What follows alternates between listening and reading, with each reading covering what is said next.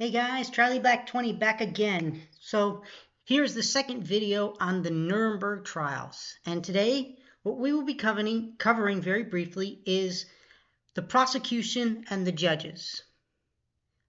So for the prosecution, you have the best legal minds that the four great powers, United States, Great Britain, France, and the Soviet Union can provide. So the very first one, the man who will dominate the show, will be Robert H. Jackson. He was an American Supreme Court justice at the time who was a favor of Roosevelt's, and everybody thought that he would either be the Chief Justice of the Supreme Court by the next year, or he would be able to run for president himself.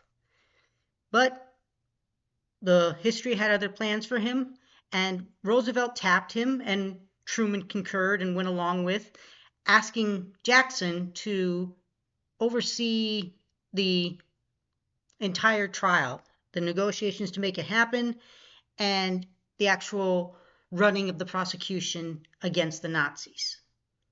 And he was a very, very good lawyer for the United States government. He was a very good Supreme Court justice. But this would not be an easy assignment for him to try these men that were criminals that most people expected to be just plain gangsters. So he was going to have his hands full in trying these men, especially his worst enemy, Hermann Goering. So that was for the United States, Robert H. Jackson. You also had, for Great Britain, you had two really great lawyers. You had Hartley Shawcross, who was in charge of the British prosecution team, but you also had David Maxwell Fyfe, who would really make a name for himself in going after Hermann Goering himself, where Jackson would fail, unfortunately. For France, you had Auguste Champier de Ribes, who during the trial would not do too much. During the deciding of guilt on the jury deliberations and on the shall we say, punishments, he would be very inconsistent and wishy-washy about so much. Like, he would be very strict on one guy that made no sense and very lenient on the other guy that really made no sense. And it would be because of him that the three acquittals that we get are going to be because of him for the most part. He would be the one to call for three of the defendants to be declared not guilty, and the United States and Britain would follow through with that because they tended to agree more on those three different ones. He's the one who put the three together and said, if we acquit one, we got to acquit all three. And then for the USSR, you had Roman Rudenko, who, beautiful orator, great lawyer, but hamstrung by the fact that everything that he does and the Soviet judge, the entire Soviet delegation really, they're all hamstrung by the fact that they have to report back to Moscow before they make any decisions. Everything has to go through Moscow, and otherwise known as Stalin. So they're hamstrung by that, but they are determined to see justice done, and they have mountains of evidence in the Soviet Union to go after these guys, including some German prisoners that people were not expecting.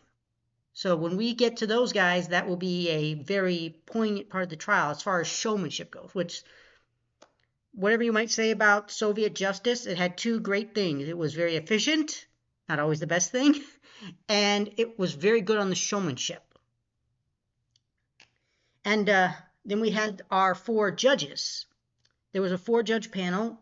For the U.S., it was Francis Biddle, who was a personal friend of Jackson and well-renowned. He actually expected to be the head judge of this trial, but the Americans did not want to seem like they were going to hog the show, so it went over to the British, Sir Geoffrey Lawrence, who was extremely fair during the entire trial. There were moments when the prosecution was just attacking the defense, but he would even the playing field, let the defense say their say, and still the defense couldn't overcome all this evidence against them. But Sir Geoffrey Lawrence, extremely professional, extremely well respected by the UK.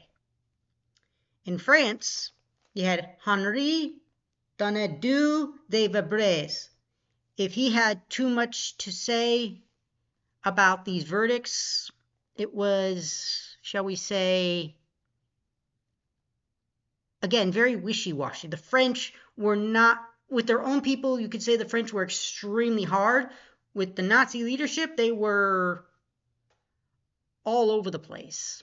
So if the French judge really played too much of a part other than being kind of wishy-washy, we don't know.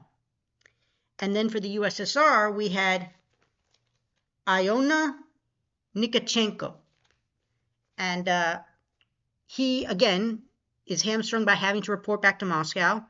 But in reality, in practical terms, he was extremely well-versed, well-read, well-educated on the law. Even with this new international law, he was extremely good at trying to pull together the pieces that every nation had and putting them together to go after these Nazis.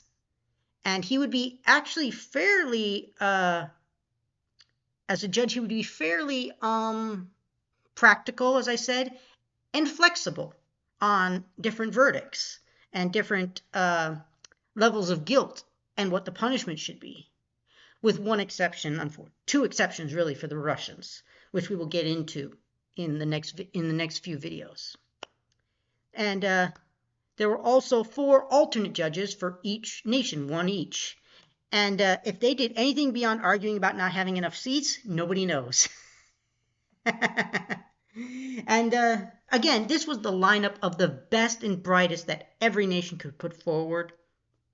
You also had a lot of other nations like the Poles, Czechoslovakia, Denmark, Netherlands, all these different nations that had been occupied or had dealings with the Nazis. They came, many of them sent delegations and provided evidence and witnesses that could be used by either the prosecution or in some cases the defense, although most of the defense witnesses were Germans, of course, or Nazi collaborators. But again, this was a trial that was going to be also televised. So the prosecution really wanted this to be filmed, to show the world this moment in history that nobody had ever seen or read about. This was going to be a moment that was going to be securing the future for everybody. So that's what we start with the prosecution and the judges. And again, the judges are going to also be the jury. I hope I mentioned that in the last video. So they have a dual role in this. The prosecution are going to have a lot of obstacles in their ways because the judges are going to put those obstacles there to be fair to the defense. But it's going to be a long and hard road for all 3, judges, prosecution, and defense. So that's it for this video, guys. I know it was really short, but if you want to learn more, I would suggest going to read these books and other sources I will put in the description below. Catch you guys later. Charlie Black out.